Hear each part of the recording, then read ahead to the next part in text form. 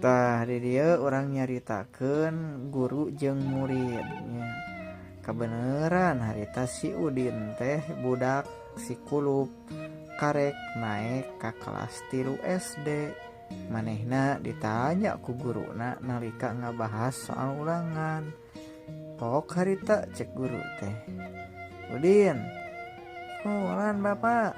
Coba jawab naon wae kagunaan bohlam atawa lampu pijar apal tuh maneh. Cek si Udin harita rada hulang-hulang. Terus harita pok si Udin. Abi apal Pak Guru. Naon? Di kolomoh Pak Guru. Nah bet bisa di kolomoh Udin.